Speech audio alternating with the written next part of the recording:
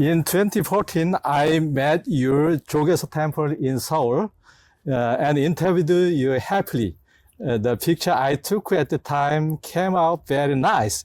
Long time no see, 차드멩탄. Thank you. It's all the more nice to meet you and your wonderful beach front home in Santakruz, California. Oh, very wonderful. Wonderful house, wonderful beach. Yes. 차드멩탄's taught meditation to Google employees, the world's most famous company, and is now working by establishing a non-profit organization called Search Inside Yourself Leadership Institute. In Korea, there are many program developers and office workers who are suffering from stress of Google employees. They want better advice from you. In a lecture, I remember making a humorous joke that the reason why the great monk Dharma went east was to eat something delicious like this. Yeah. The great monk Dharma went east, but you came west from Singapore. What did you mean by west? Is it access the deep truth and enlightenment of the east to western high-tech workers? When from Singapore to California, I went east, but I kind of overshot, and that's how I ended up in the west. So the thing about east and west is that when it comes to technology, the west, they are masters at technology externally. So for example, they invented the steam engine, they invented rifles, computer chips, cell phones, right? All amazing things, but they're all external of us. Whereas in the East, we were masters at the technology, the inner self. Right? Our ancestors learned to master the mind, so they can like concentrate intensely. They can bring the mind to a space that is calm and clear on demand. They can bring the mind to a space that is infinitely loving and compassionate. So that's a technology of the East. Mastery of mind that was taught by our ancestors in the East. They are at that level that our friends in the West could not even imagine. And so I was very lucky. I was a beneficiary of the mastery of technology both in the East and the West. And so being in California now, I hope that what I can do is to help bring a little bit of the East to the West for the good of everybody. Program development is a task that requires a high degree of concentration and creativity, so it seems that employees are under a lot of stress at Google. Where the world's best talent is gathered, how much stress is the per Google employees compared to other companies? What are some of the physical and psychological illnesses Google employees suffer most from? The answer is yes. Google employees are under a lot of stress always. You're at the forefront of technology, there's a lot of pressure. I haven't done any research to know whether Googlers are under more stress than people of other companies. So I don't know that. However, there's a really important point I need to make. And this relates to a study that was done in the 1960s in the UK. So they studied a stress level of people in the civil service. And it was found that the lower you are on the civil service, the more likely you are to die of heart disease. And the difference between the lowest rung and the highest rung, right? The doorman, the security guards versus the permanent secretaries is 3 times. Those at the bottom are 3 times more likely to die of heart attack than those at the top. In other words, those at the bottom, they experience a lot more stress. And other studies after that has corroborated that. For example, there was another study, again in the UK, that showed that in the general population, blue-collar workers and middle managers suffer a lot more stress than upper managers. So the reason I want to raise this point is I want to make sure we have this awareness that sure, we all suffer. We're all human beings. We all have suffering. But more importantly, the invisible population, the janitors, the cooks, the security guards, people we don't see, they suffer more than the rest of us. And I want to make sure that we are all aware of that. Please tell me about cases in which personal problems have improved through the search inside yourself. I can give you a few examples.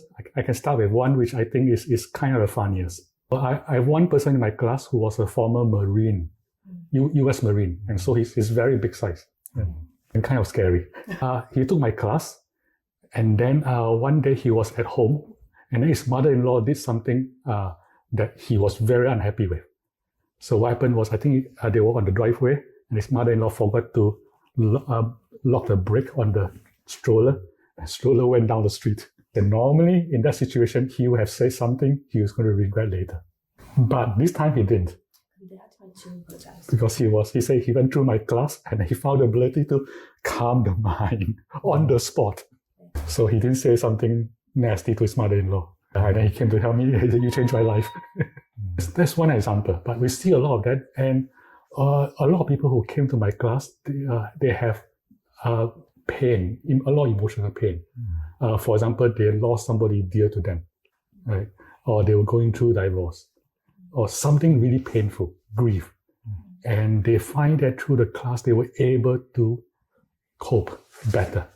I'm curious about the reason why you created the search inside yourself. I heard that you suffered greatly from the anxiety and pain and life during your childhood when you were called a genius. How did you overcome those at that time? And did that experience and the pain become the motivation behind creating this program? Definitely was due to the pain. So interestingly, I asked around, anybody who started meditating about in my age, they all came from pain. In my case, when I was young, I was very unhappy. And I was, in fact, I was suicidal. And the only reason I didn't die was because I was a coward, too scared to kill myself. I suffered depression, and I suffered being a coward all the time. And then so I kept searching throughout my teenage years, as a teenager, and nothing stuck. I couldn't find anything. And so the breakthrough was when I was about to be 21 years old. I was invited to a Pentecostal church. I don't know whether you know about Pentecostal service. They speak in tongue. They're very charismatic. And then they cry. And then they relieve suffering. And I look at it, I say, I want that. That is so cool. And then by coincidence, the week after that, I met a Tibetan nun, Buddhist nun. And I asked her this question. I said, last week I went to church. I saw how they relieve suffering. So what do you have in your Buddhism that relieves suffering? And her answer was, she said, all of Buddhism is about relief of suffering. And I had that feeling. I'm so close to the answer. That feeling I experienced was like somebody opened the floodgates, water just rushed in. And like I suddenly, everything in my life made sense. Then the week after that, the same nun, I went to her talk. She was speaking. I went to her talk. And then in the middle of her talk, she said one sentence. She said, it's all about cultivating the mind. And I immediately understood. And that moment, I tell myself, from this moment on, right here, right now, I'm Buddhist. And then from then on, I started learning meditation. And then because of the meditation, my depression went away. It's such a miracle, right? So therefore, when I became an adult, and then when I came to the United States, I want to figure out a way to help a lot of people. So that was a starting point. And that's how I kept wanting to help teach people to meditate, spread the message of meditation. And that's what led me to today. Yeah. You are wounded healer? Wounded healer? Yeah. I'm touched your experience. Actually, I had suicide when I was young. You also? Yeah. How old were you? 20. Yeah. Okay. But you're still here. So You will meet various corporate executives and employees as you widely spread the search inside yourself. How much interest do CEOs and executives of companies in the United States have in meditation? To my surprise, a lot of interest. So when I first started doing this inside Google, I was just an engineer. And the surprise to me is nobody stopped me. Every executive I ever met, I say I'm doing this, they say, oh, this is good, keep doing it. So I was like, what? It's very surprising. So maybe I thought maybe it's just because Google is different. And then so later when I became a bit more famous, I started talking about in the Silicon Valley, same thing. Like everybody is interested. I mean, all the executives, they're all interested.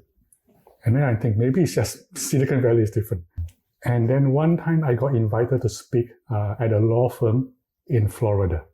So it was a very successful law firm and they were doing an event for 100 of their top clients. I don't know if you know about Florida, very different from California, very conservative.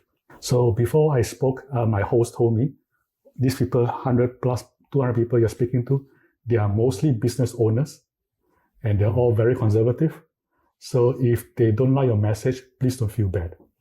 So okay, never mind, okay, I'll do it, no problem.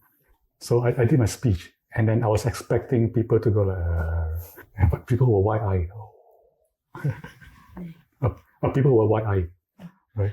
And then after I finished speaking, they mob around me. And then one of them is an old man, an old businessman. Old man holding my arm and crying. I said, you changed my life. Wow. And then I started realizing this is universal. The reason it's universal is because we're talking about suffering. Everybody suffers. Everybody wants to be happy. And what I'm offering are techniques that are secular, understandable, scientific, and it works. Google is an important company to promote creativity. How meditation helps develop ideas by boosting creativity? Can you tell me an example of an employee who frequently meditated at Google developing good ideas? So the way it works is creativity comes from this thing called the aha moment. To solve a creative problem, you cannot just look at it and say, I want to be creative, I want to be creative. It doesn't work that way. It's that somehow the idea just comes, aha. The trick to solving creative problem is always to create the conditions for the aha moment. And what is the condition for the aha moment? A high alpha, which means you are relaxing. For those people who understand creativity, what they do is if they have to solve a certain problem, they have certain rituals. So, for example, sometimes go for a walk, sometimes go for a run, sometimes go take a shower, or something. Something that they know will increase their alpha and create an aha moment. So, fortunately, it also happens in meditation. Meditation, so certain kind of meditation can bring you a high, the high alpha state that allows for aha moment. I give you two stories. One from Google.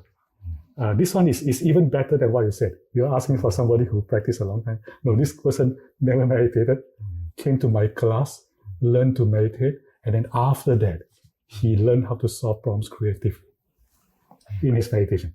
The other story is even more compelling to me. So this was a research study where they got a monk, a Zen monk, to solve creative problems. The monks, this is a meditator. He knows how to master his mind. So at first, what he does, he focuses.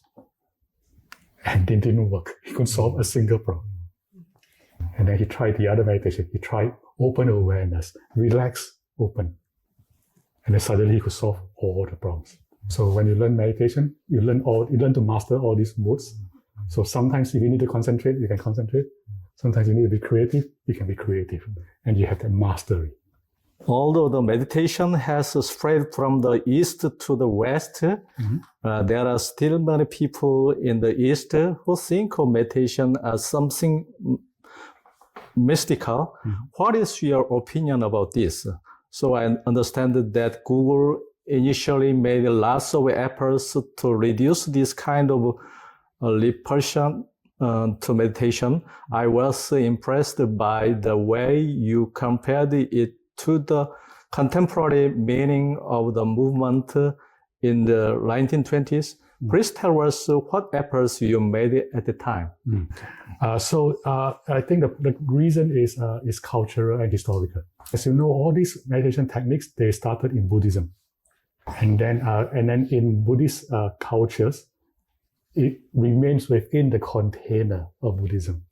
In Buddhism, the goal is enlightenment, and meditation is just part of that package.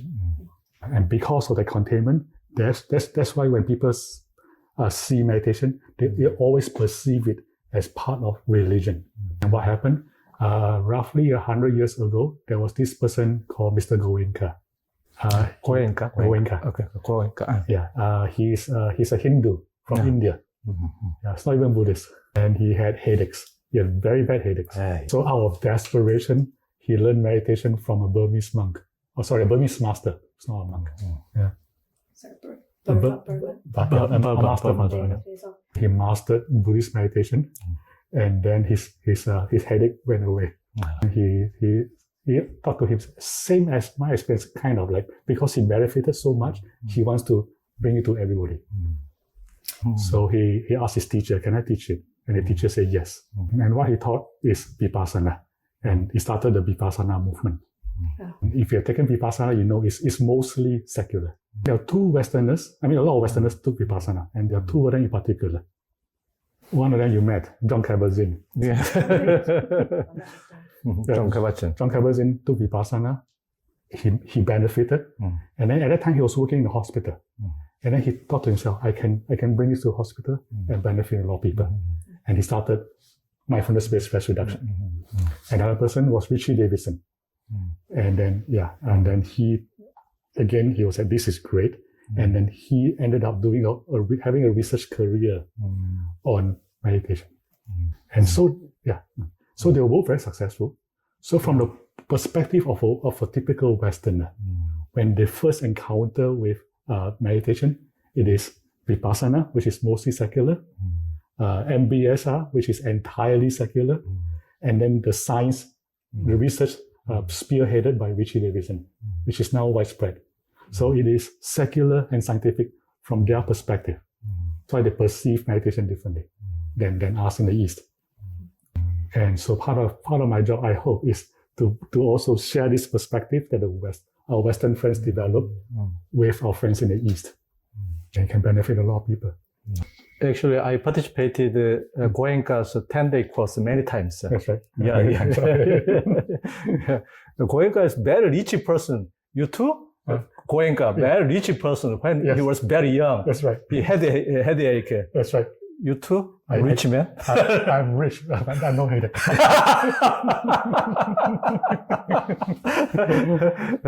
I'm rich enough to retire at 45. So. 1920s. There was this is a fascinating story when I learned it, right?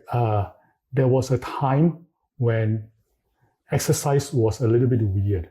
So in the 1920s, there were a group of scientists from Harvard that wanted to study exercise physiology, exercise in the body. They have a secret reason. Because all those scientists, they are themselves athletes, and they know that exercise is good for you. And they want to create a scientific proof to show it. So they went to Harvard Medical School, and medical school said no. No, because it's stupid. Like, who want to study exercise? It's so weird. And they couldn't get funding anywhere. The only funding they could get was from the US Army. And because the US Army have interest in fitness, then they couldn't do it in medical school, so they had to do it in business school. And they founded the Harvard Fatigue Lab. So in the 1920s, their research shows one really important finding, which is that a fit body is physiologically different from an unfit body. The body changes when you go from unfit to fit. And that can be achieved with training. Once you had a finding, that changed everything. So fast forward to today. Like, we all take it for granted. Of course, you should exercise. I can't even. There's nobody who even remembers a time when exercise was weird. So now exercise has 4 features. First feature is everybody knows this is good for me. Second feature is everybody, if they want to learn, they can learn from so many places. It's everywhere, right? Third feature is they can do it at work because every company knows this is good for the bottom line, profits. And the fourth feature is completely taken for granted. I mean, if you say you're going to exercise, none of your friends will say, that's so weird. And all your friends say, of course you should exercise. So the same thing, I think, happens to meditation. When you and I were growing up, meditation was weird. Through a scientific study of the brain in meditation, there were 2 really important discoveries. Right? The first is that a brain a meditator's brain is different from a non-meditator's brain. And the second finding is you can achieve that with training. And in the same way, these 2 findings will change everything about meditation. So therefore, within our lifetimes, maybe it already happened, but within our lifetimes, meditation were the same 4 features. Feature 1, everybody knows this is good for me. Feature 2, whoever wants to learn can easily learn because it's everywhere. Feature 3, you can do it at work because it's good for business. And feature 4, people take it completely for granted that nobody even remembers a time that meditation was weird. In Korea, last dynasty, last king, yes, at the time, 고종. Oh, yes. Oh, wow, very smart. 고종. At the time, many American missionaries came to Korea. Yes. They play tennis. 고종 said, why do you play? Let your servant do. Servant. That's very funny.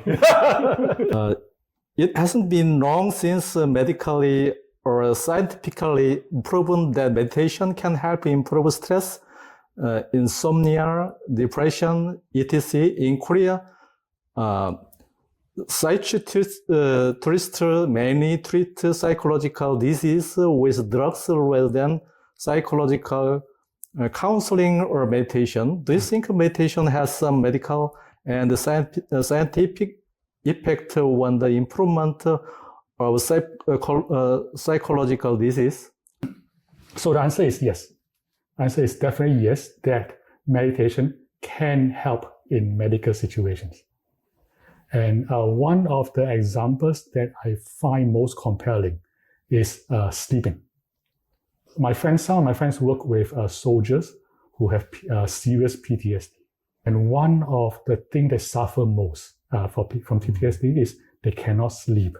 So when my friends teach them meditation, mindfulness of the body, surprisingly to them at the time, they find that one of the key benefits was that all these soldiers, they found the ability to sleep. I mean, I make a joke about it. I say, yeah, of course, because it's so boring. So, nobody sleep. But even though I joke about it, I mean, it is like, I also recognize the power of it. I mean, imagine not being able to sleep for a long time and then being able to sleep. That's a huge gift without medication, right? And so that's one of the things that meditation gives as a gift to people. Yeah. So I've also seen other effects, right? Depression. You and I suffer depression. We got cured of depression. No medication. We got cured, right? And then, anxiety and so on. So they all stress. So they're all curable. Having said that, I have to add something really important, which is that just because you meditate does not mean that there's no need for medication. So don't think I meditate, I don't need medication. So I think the best example I know of, this person, he's very brave. His name, I think, is Tenzin Choya. I can't pronounce it properly. We call him TC. And he is the brother of the Dalai Lama. Yeah, and then he has issues, psychological issues that are serious enough that he needed medication. And I think the service that he does for us is that he tells everybody openly. And the Dalai Lama knows about it and give him permission because he knows he needs it. Even the Dalai Lama's brother, right? Sometimes they need medication. So for the rest of us, if you need medication, don't be shy, don't be embarrassed, don't be ashamed. Right? Just take it. If office workers express all of their psychological problems at work, they may be reluctant to expose themselves because they seem too vulnerable to stress, or they may seem too psychologically troubled. How do you solve this problem? There is a standard solution, fortunately. So in Google, for example, there is a hotline. It's on every phone. And if you have a psychological issue that you need help, you can call the hotline. It connects to a company that Google contracts, but it's not part of Google. So yeah, so they will help you, but they will not tell Google what they did for you. They just say, Google pays for it, but the information is confidential. Google doesn't get it. Yeah, so, and as far as I know, most major companies have that service. That's good. I know, right? Yeah. Very important to keeping secret. I know, right? Yes, yeah, privacy. That's right. Otherwise, they don't seek help. Buddhistically, it is important to let go of greed and empty your mind. Companies expect to do more than pay individual wages. How did you deal with your dilemmas as a meditation leader? Who should encourage emptying, and a Google executive who should encourage you to work a lot? Easy. Answer is do both at the same time.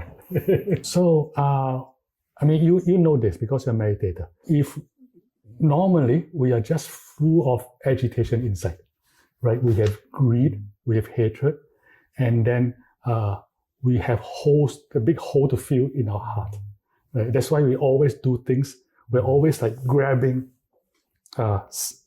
pleasant experiences in two ways. Right? One is pleasant sensation, the food we eat, the sights and so on. And the other is pleasant ego. We want people to look up to us, to say, oh, you're so good, you're so cool. Right? We're always grabbing after this because of our thirst inside. And when you learn meditation, you find that hole that needs to be filled becomes smaller and smaller. Why? Why? Because you find that when you're meditating, there's a certain point where you find joy fills up the whole body, right? And you can do it on demand. And once you can achieve that thirst for pleasant sensation and pleasant ego begins to stop becoming your slave master. And it's not even that hard to reach there. My students can get there in 8 hours of meditation training. So once you get that, what happens? You become happier from the inside. You need all these things less. At the same time, while you're doing that, your mind becomes more concentrated and clearer. You begin to associate people better, which means you become more successful. At the same time that you need success less. Like a cosmic joke, right? It's that when you need success less, is when you become more successful. So if you progress along this trajectory, then you achieve both things that you talked about, right? You become more successful at work in the normal world, and at the same time, inside, you begin to let go more and more. When developers struggle with burnout syndrome, depression, anxiety, lethargy, or impatience in highly competitive Google, do they offer different meditations or solutions for each symptom? No, because so the application, the solution is the same for whatever the symptoms. And the reason is because the solution in dealing with any afflictive emotion have the same 3 steps. First step is attention, which is deployment of attention, which is so something bad happened and you're able to deploy attention to calm down and think clearly. And then that enables the second part, which is now that your attention is stable and clear, you can deal with the emotionality of the experience in the body. So this is the affective step. as an affect, as an emotion. And once you can do that, once you're dealing with the emotion, then you can advance to the third step, which is the cognitive step, which is reframing, thinking about this differently. For example, reframing, for example, is maybe you say something that makes me insulted, and then I think, no, that's not what Mr. Cho means. Mr. Cho actually means it as a compliment, or something. Right? I think about it differently. And it has to be these three steps, because what allows reframing to happen is your emotions are dealt with. And what allows the emotion to be dealt with is you have the calm and clear mind. So therefore, it has to be these three steps in that order. And it applies to all afflictive emotions. So when I was young, right, I mean, we read all those books. They always tell you think differently, reframe your situation.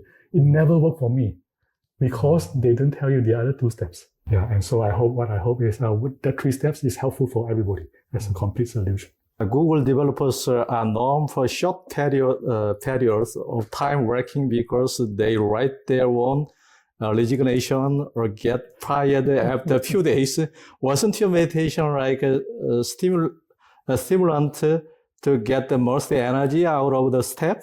Did you quit Google because of such concerns? No, it's the opposite. So when I was joining Google, and a long time after, many years after that, almost nobody leaves Google. And it's interesting, we kind of take it for granted, right? So 1 year, our CFO, the Chief Financial Officer, was presenting to investors, and then he showed the growth in employee headcount. And then investor asked a question. They say, you show the headcount change. You never say how many people left and how many people joined. And the CEO said, because nobody leave. So because of that, the culture was, we all, at least the early days of Google, we assume that people will join us for a very long time. And therefore, part of that is we keep them happy and we help them to grow because they're staying for a long time. And so it was, I think for me, it was very happy culture. These days, meditation is accepted by many people as a technique to relieve stress, control their emotions, or provide a mental training. What do you think about meditating without worrying about religious or ethical issues? So in the old days, when we were growing up, right, it's kind of hard to learn meditation because you can only learn from the Buddhist centers, the monks, and they all insist on one thing. They all insist that you have to take a vow to be an ethical person first before they'll teach you meditation. And it kind of makes sense. I mean, because they want to make sure that your practice includes ethics, and also because if you're ethical, it helps the meditation. However, there is a very important thing that I think they left out, is that it turns out that ethics and meditation has a cyclical relationship. The more you're ethical, the better your meditation becomes, right? Because when ethical, your conscience is clear, you can concentrate better. The reverse is also true, which is the better you are at your meditation, then the thirst inside you becomes less and less, and therefore you become a better person. Ethics help meditation, meditation help ethics. Which means what? Which means we can start from any of the two to get the same benefit. So which is why now that I'm an old man, when in my capacity as a teacher, I don't insist on an ethical commitment first, because I'm confident that if they do the meditation right, they will become better people. As more people become interested in meditation, various meditation guides and producers are springing up. In fact, even the term mindfulness has been coined. Then what do you think a good meditation is? Is there standard method to distinguish between meditation that is good or not? I think so. So there are two parts to the answer. The first part is what we just said, that if we practice correctly, they will become better people. So the second part of the question, the second question is what does it mean to practice correctly? Right? What makes mindfulness right mindfulness? So as you know, I wrote a whole book on early Buddhism. I'm going to like show off my my knowledge a little bit. So the Buddha taught the Eightfold Path, Noble Eightfold Path. And of the eight, there are three, he says, needs to be practiced together and also with the other five. And the three are right view, right effort, and right mindfulness. So right view means understanding the nature of suffering and freedom from suffering. Right effort means cultivating the wholesome and letting go of the unwholesome. And so right mindfulness, therefore, means that you practice mindfulness together with right view and right effort, which means what? Which means that your practice of mindfulness, you're always aware of suffering, your own suffering, other people's suffering. You're always aware of liberation from suffering, helping yourself to liberate, helping others. Right? So in other words, always involve compassion. And also the right effort thing, always as you're practicing mindfulness, you're thinking, how do I do good and how do I abandon the not so good? And therefore, if you do that, then the mindfulness that you practice is always right mindfulness. Some people argue that meditation promotes paying too much attention to one's own problems and oneself. What do you think about this? On the other hand, you may be concerned that mindfulness may become too commercialized and misused. I'll tell you a story. So this story is about a research study. So the research is they tell the subject that you're in the study, but come to this clinic and fill out the paperwork. And what they didn't know, what the subject doesn't know, is that the study in the clinic, that is the study. So everybody in the clinic is an actor doing this, helping to do the study. So the subject walk into the clinic, and then the nurse say, so there are chairs, and then there are people. And every chair is occupied except for one. So this person, the subject walked in, and the nurse says, okay, yeah, Jim, okay, please take a seat. So he takes a seat. And then after he takes a seat, after a while, somebody walks in with crutches in pain. Nobody stands up because they're all actors. Right? So they say, no, stand up. Whatever. The research question is, given this setting, what is the probability that this guy will stand up and give his seat to that person? And the answer is about 33% of the time. So now the next research question, if this guy, before you send him to the clinic, you teach him mindfulness meditation or you teach him compassion meditation, what is the new probability that you stand up for the person? So remember, the base case was about 33%, about 1/3. So if you teach them compassion meditation just before you send them there, it doubles the probability to 65%. However, if you teach them mindfulness meditation without compassion, also 65%. Question is why? Why is it that this guy is taking mindfulness meditation has the same result as compassion meditation in this situation? The reason is awareness. When you train mindfulness properly, you're aware of suffering, your own suffering and other people's suffering. And therefore, the compassion comes naturally. Therefore, I'm not concerned about that because I have so much confidence in the practice that I think if we teach them right mindfulness, they will become more compassionate people. And you look like very compassionate. Thank you. Yeah, thank you. Yes, I Buddha on my Buddha here, Buddha heart. Yes. And I'll show you something first. See the back. So the Buddha is inside. What can you say about meaning of meditation in your life? I believe you also said in an interview, I would have died if it weren't for Buddhism. I am curious what you meant by this. Yeah, we talked about this earlier. I was depressed. I was suicidal as a child, and yeah, if I didn't have the meditation practice, I would probably have died by now. I think the most valuable thing I learned, that I developed from the practice is this joy that comes from the inside out that happens without anything happening. So unconditional joy.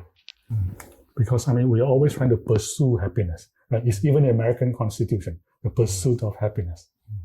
But if the happiness is already inside, then you don't have to pursue it. You just have to allow it. And that changes everything. Modern people living in a capitalist society draw their whole bodies for money and success. However, there is a heavy price to pay, such as having health and living family and friends. But most people cannot stop making money for a living. How do you think modern people should distribute their energy and time to work, leisure, family, hobbies, etc.? There is a really important finding in the field of positive psychology that if you go from poor to not poor, it makes a huge difference in happiness level.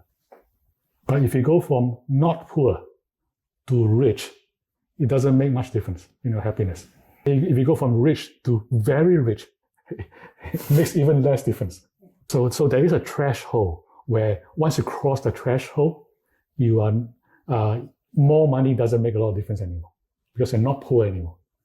And in the US, it was something like $75,000 of income or something per year. So my suggestion is figure out where that line is for yourself.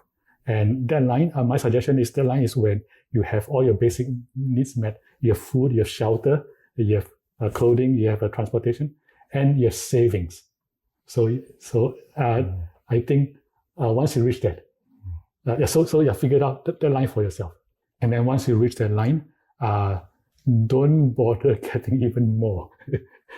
Because then from that point on, focus on other things that are even more important, which is happiness, relationships, and doing good for the world.